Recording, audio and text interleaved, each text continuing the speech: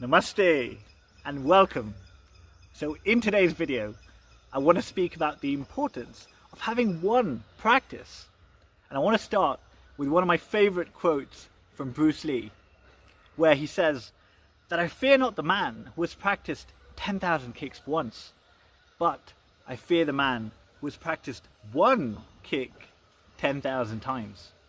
And just like that, in meditation, it is the depth of one practice, not a variety of many, that will take us where we want to go. But the problem in today's day and age is we live in this internet age, right? There is so much information. In fact, it's too much information that is overwhelming.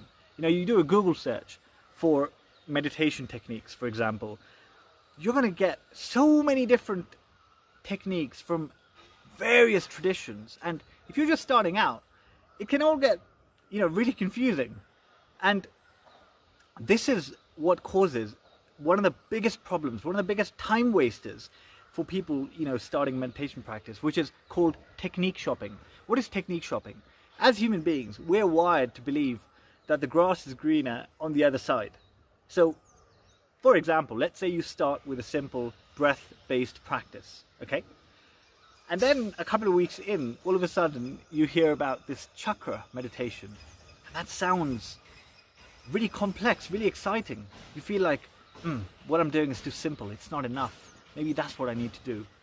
And then you do that. Doesn't really work out. And then you hear, all of a sudden, about this magical mantra that's going to transform your life. And then you start chanting the mantra. And all we're doing is just jumping from technique to technique shopping, but not really deepening any one practice. And that is wrong, because the whole science and the art of meditation is simply about making the mind one-pointed, focused, so focused that we can clear, destroy all the noise, all the clutter inside, and with clarity be able to look within and see what lies within, which is the self, whose nature is pure love and bliss, Sat Chit Ananda. Now, look, if you have a practice that you do and you like doing it, just do that. Just continue doing that every single day. The ancient sages have said that eventually it will take you to the goal. But if you don't have a practice and you're curious, where do I start? What do I do? In my course, Reshape Your Reality, I've dedicated an entire section to helping you choose a technique based on your personality. So, are you somebody that's spiritual and devotional? I show you how to use mantras, prayers, spiritual symbols as objects of meditation. Or let's say, you're somebody that doesn't like the whole religious, spiritual kind of affair. You're somebody that's more neutral, right? Doesn't matter. I show you how to use breath-based techniques, body-based techniques, energy centers, neutral objects of focus for meditation. Or if you're trying to meditate for a specific purpose, for example, there's techniques for that. So in my formal training, I've been trained in techniques from various traditions, specifically the Vedic and the Buddhist traditions. So I've, very categorically put meditations, guided meditations in each one of these categories. That's going to help you, lean on your personality and try out a few of the core, well-known practices that eventually you'll be able to choose one that you like and stick with it.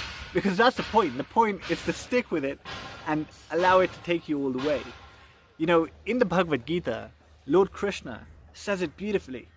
He says, just like all rivers eventually flow into the ocean, all paths eventually lead to me, which is the self.